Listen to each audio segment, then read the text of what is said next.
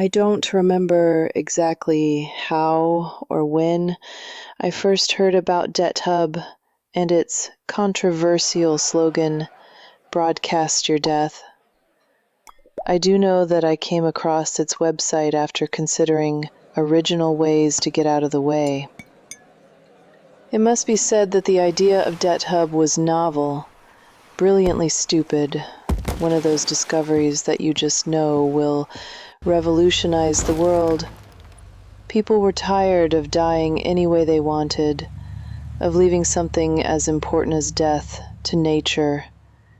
The idea was summed up like this: if you chose your car, your husband, your college degree, or your toothpaste, why not choose how to get out of the way, and in the process, put on a good show?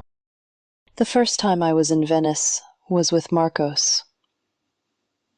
Marcos's last name was Casanova, and he seemed made for this city. We went to the Lido to recreate the Visconti scene.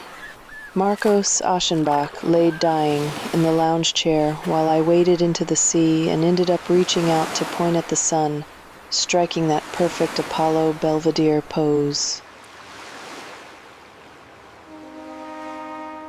Do you know the difference between memories and movies? I was an actress.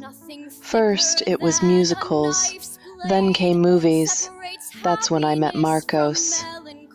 Marcos was a breath of fresh air in my life, a film producer who believed in me, who knew how to read my desires, my dreams. It was only natural that we would end up as lovers. He was handsome and rich.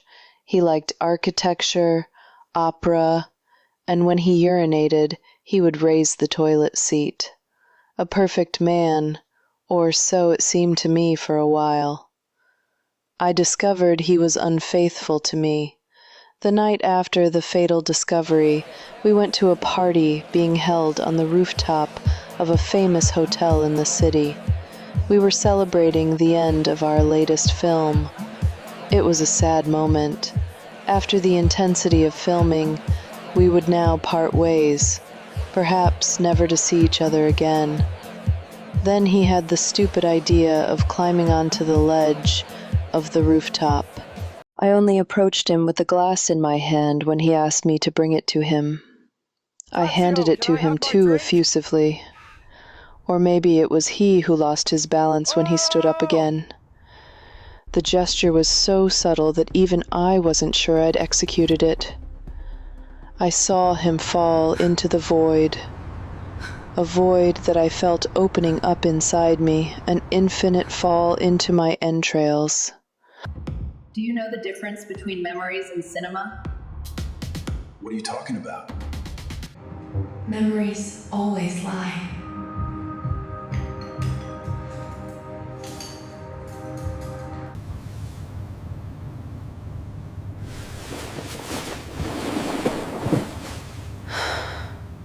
DebtHub's headquarters were located on the outskirts of the city, in a complex that had grown in recent years thanks to the success of tech companies.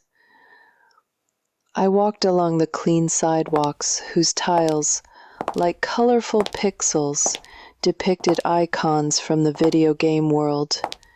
It was an imitation of the Hollywood Walk of Fame. I stepped on Pac-Man, stepped on Mario, and hopped on one foot, an improvised hopscotch, over the Tetris Tetraminos. I imagined a brightly lit sign would greet me at the front of the company. However, the building, an imposing concrete cube with large windows, offered a sense of minimalist austerity. The company logo dominated the entrance, a moth with a heart drawn on its thorax, an ironic nod to the Silence of the Lambs. Flower beds grew in contrast on both sides of the paved path leading to the entrance. The petals offered their vivid colors in the sunlight, like hopeful children. I interpreted it as a good omen.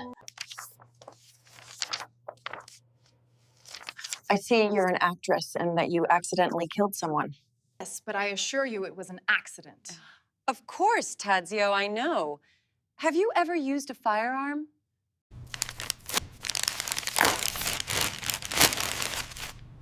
No, I'd never held a firearm before. The second to last question on the online questionnaire that applicants for work as erasers or liquidators had to fill out was, have you accidentally killed anyone? And the last, have you experienced symptoms of smiling depression? I seemed cut out for the job.